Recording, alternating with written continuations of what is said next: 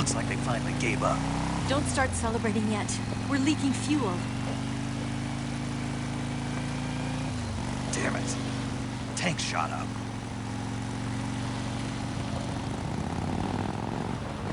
Crap.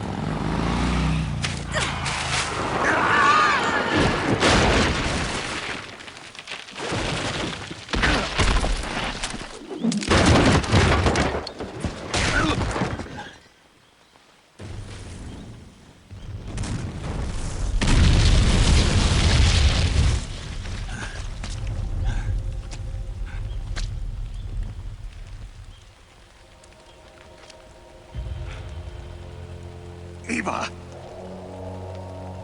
I'm over here.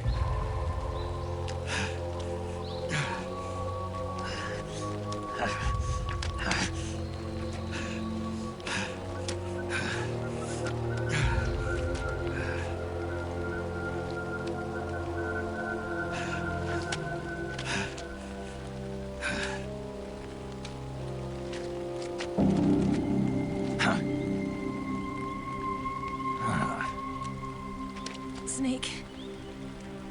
How's it look? Pretty bad. Not a sensitive bone in your body. Eva, What about you, Snake?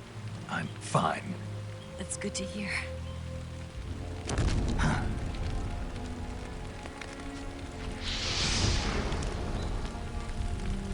We have to get away from here, Eva. Let's go. Leave me. Eva! The boss is waiting for you. You have to go. Give me a gun. No, we're getting out of here. We're still far away from the lake. I'll never make it. I can't believe this. Uh-huh.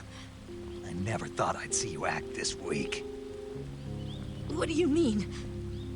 Listen to me, Eva. We're doing this together. No, you... Eva, I need you. Say that one more time. I need you. I can't fly the wig by myself.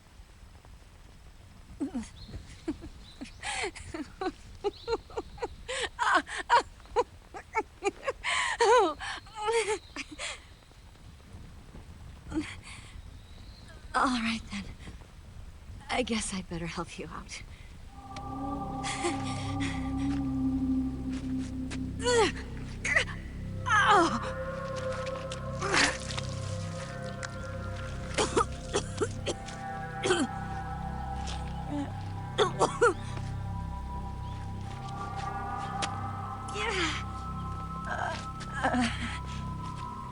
You're lucky to have me.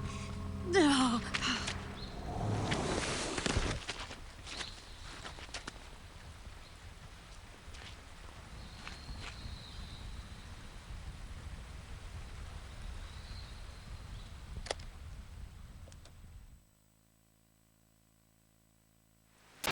Snake, can you hear me? Paramedic, thank God. Eva's been seriously hurt. So have you. Luckily, I think her organs are all intact, but... Calm down, Snake. Calm down. You'll both be fine as long as you get the proper emergency treatment.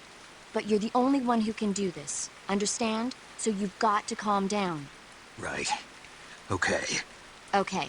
Now let's open up the survival viewer and treat the injury. Do you have supplies with you? I'm running kind of short. Then by switching the survival viewer over to Eva, you can treat her wounds too. Now get to work. Oh, and Snake, I'm pretty sure you know this already, but if you don't have enough supplies for the both of you, your wounds come first. Huh? Do you get my meaning, Snake? You've still got a mission to complete. Yeah. I know what I have to do. Snake? Like this.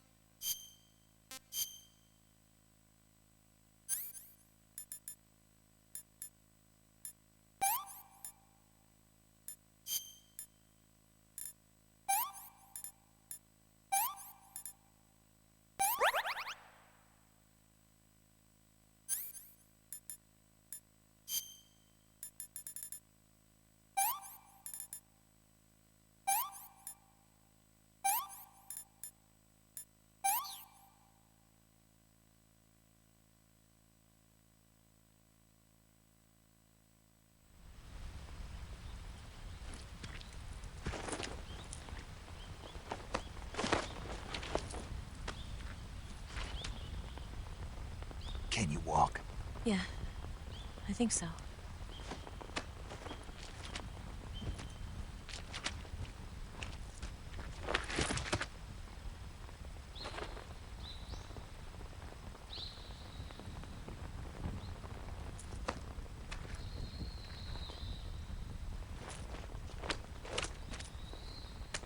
Here.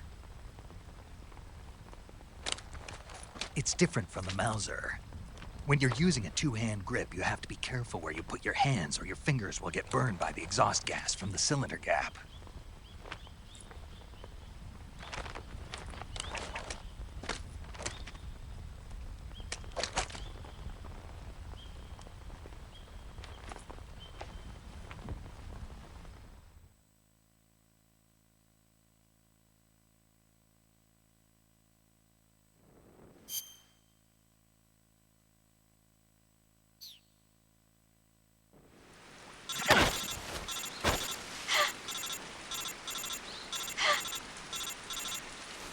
Stop that.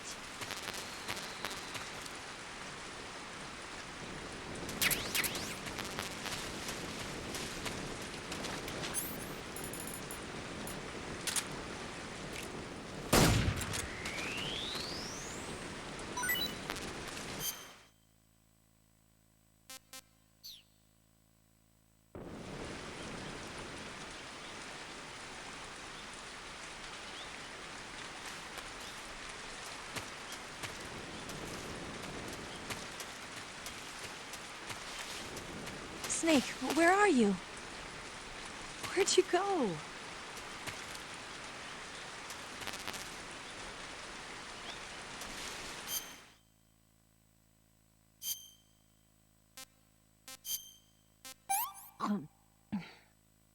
Hmm.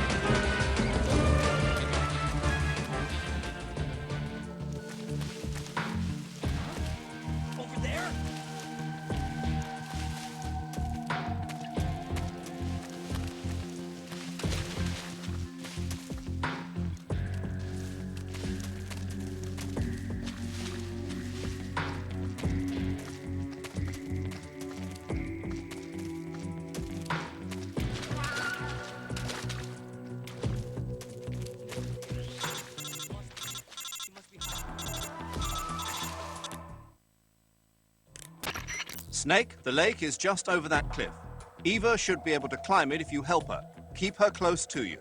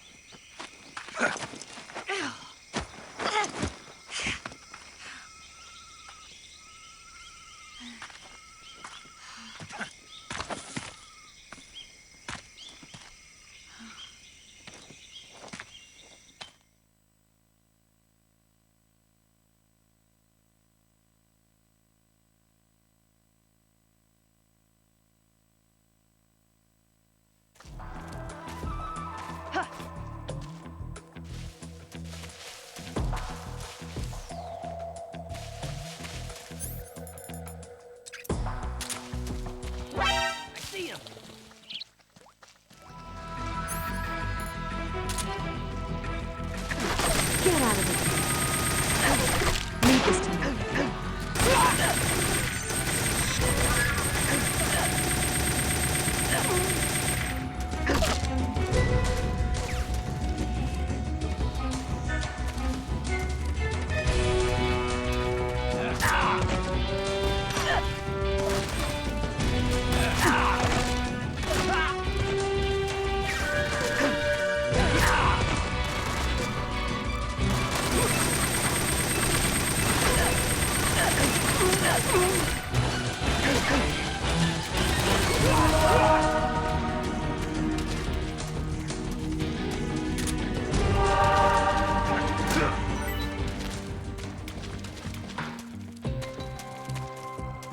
I'm so hungry.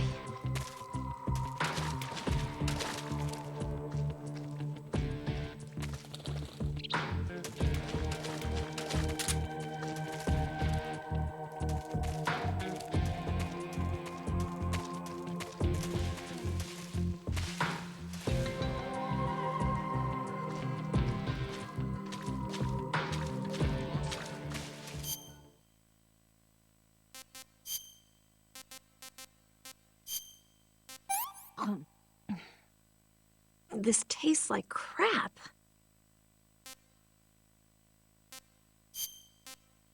Ugh, you fed me poison.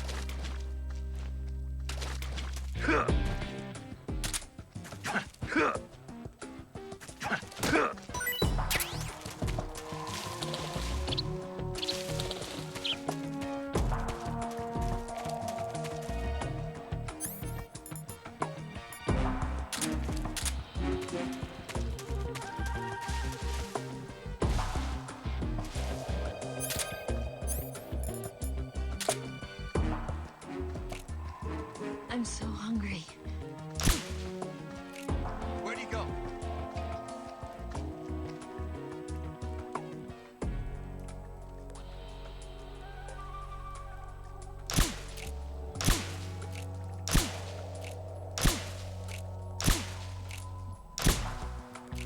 Where could he be?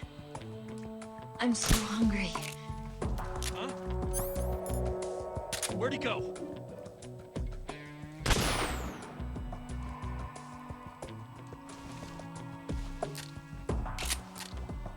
Food.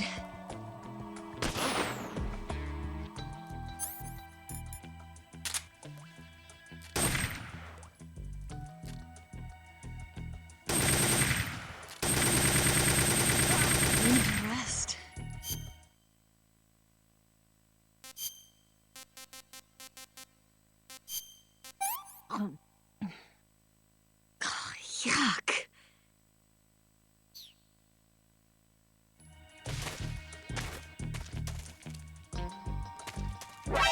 see him.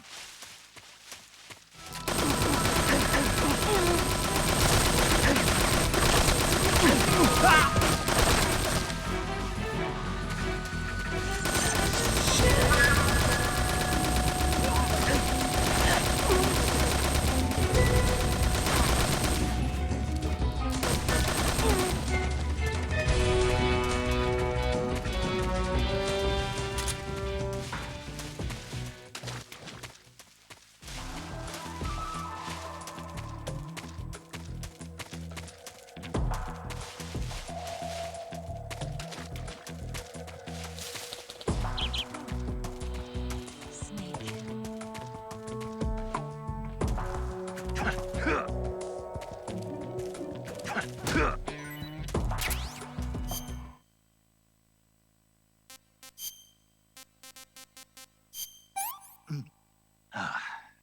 This is horrible.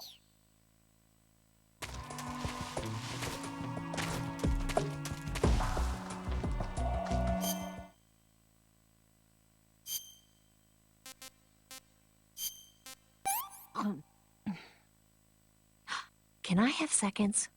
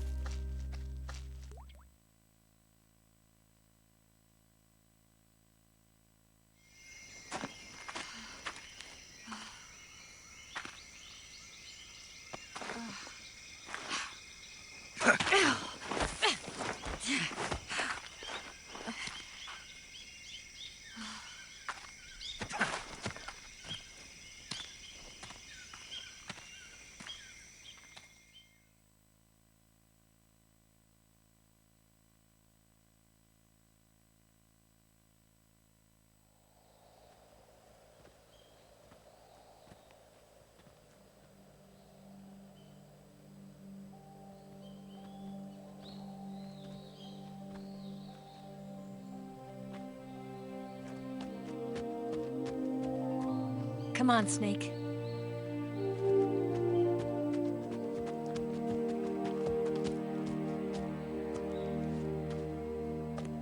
We made it. We made it. Over there.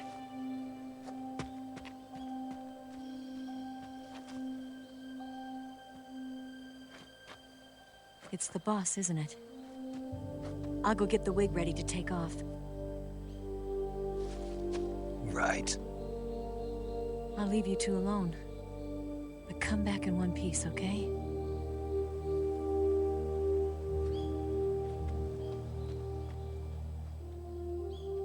Promise me!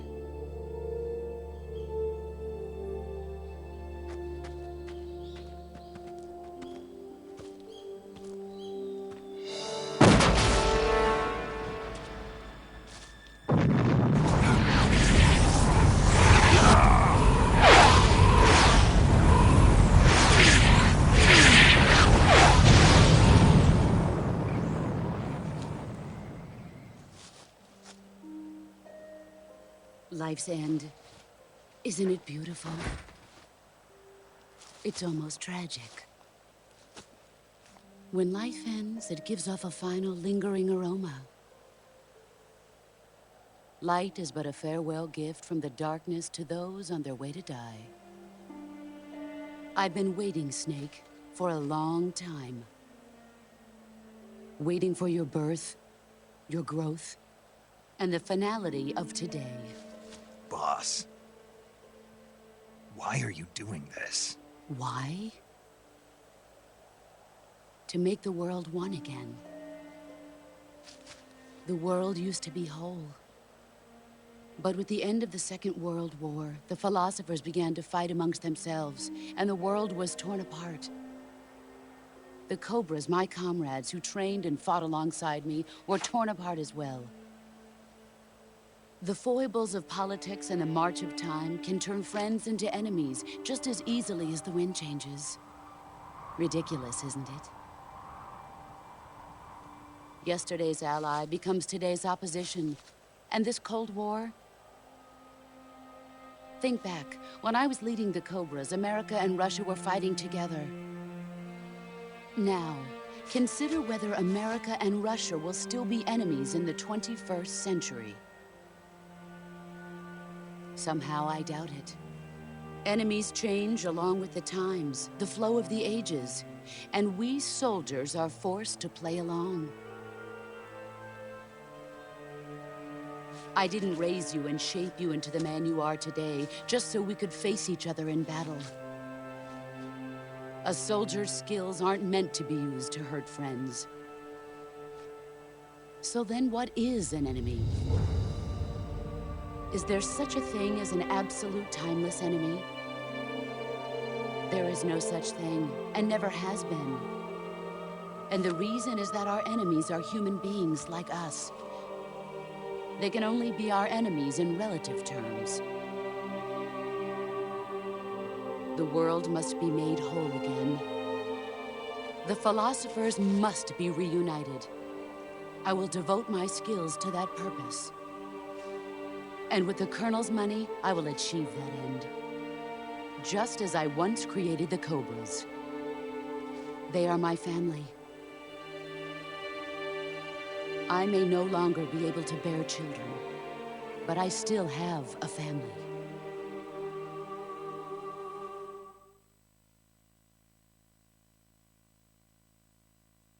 It was November 1st, 1951. I was in the Nevada desert participating in atomic testing. The name Nevada is derived from Spanish, covered in snow, white as snow. And snow is exactly what I saw in that Nevada desert. It froze my blood white. Snake, you were an atomic test subject, weren't you? On Bikini Atoll. That's part of the reason I was drawn to you. You and I are alike. We're both slowly being eaten away by the karma of others. We'll never have the chance to die peacefully of old age.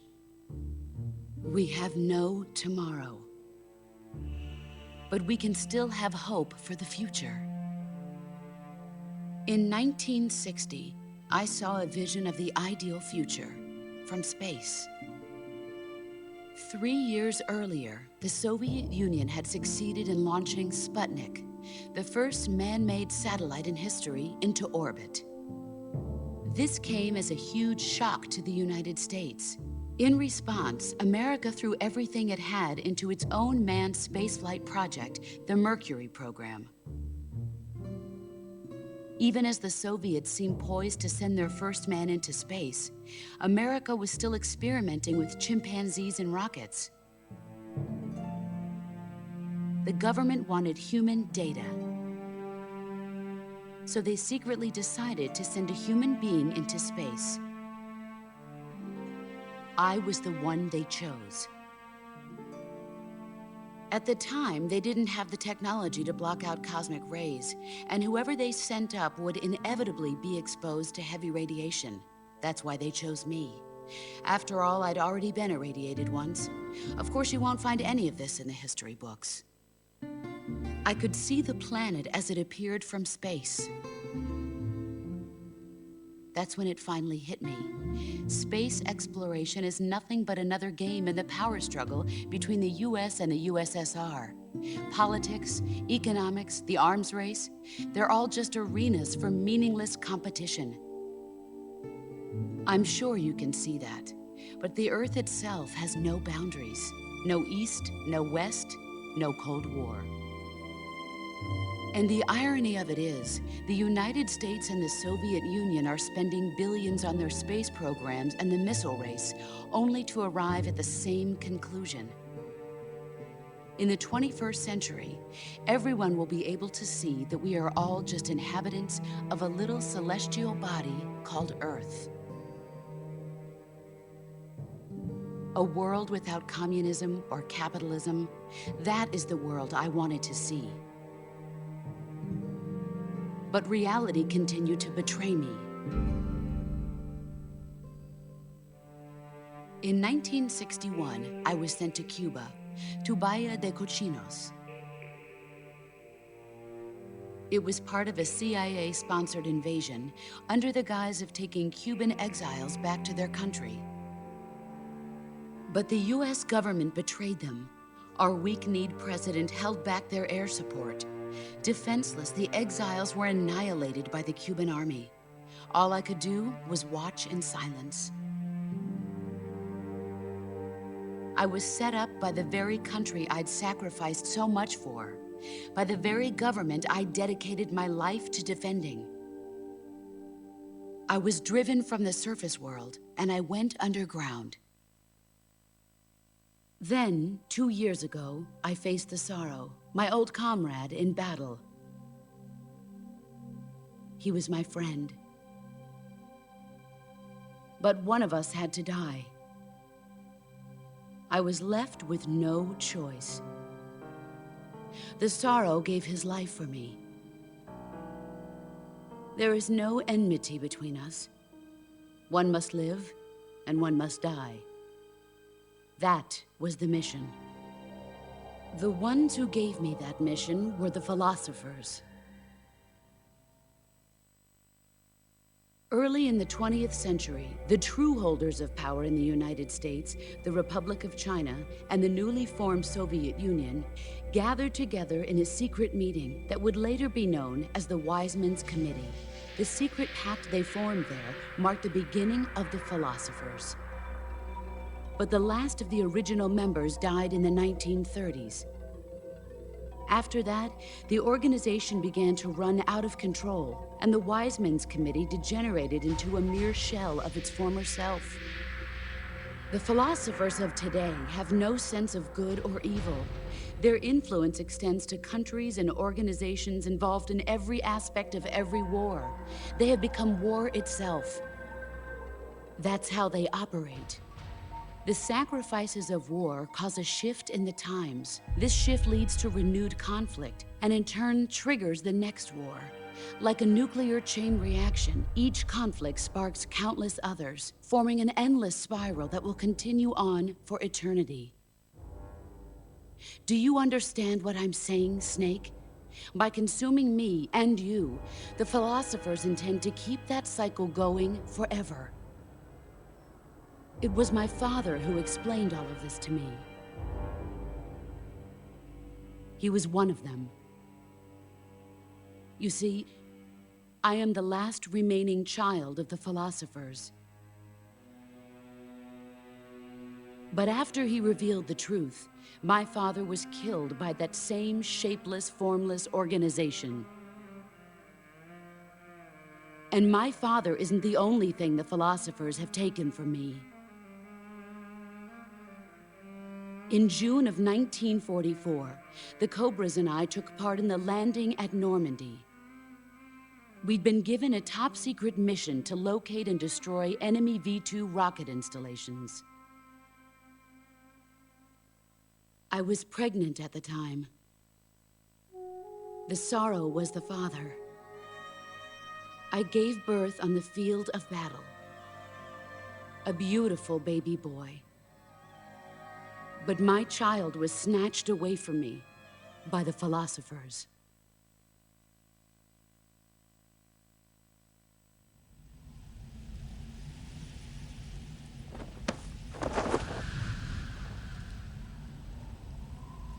Look at this scar. This is proof that I was once a mother. I gave up my body and my child for my country. There is nothing left inside me now. Nothing at all. No hatred, not even regret. And yet sometimes at night, I can still feel the pain creeping up inside me, slithering through my body like a snake.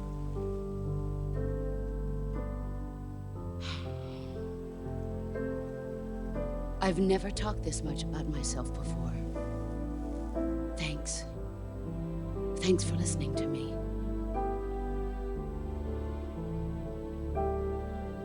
I feel content. Snake, commence the operation. I raised you. I loved you. I've given you weapons, taught you techniques, endowed you with knowledge. There is nothing more for me to give you. All that's left for you to take is my life, by your own hand. One must die, and one must live. No victory, no defeat. The survivor will carry on the fight. It is our destiny.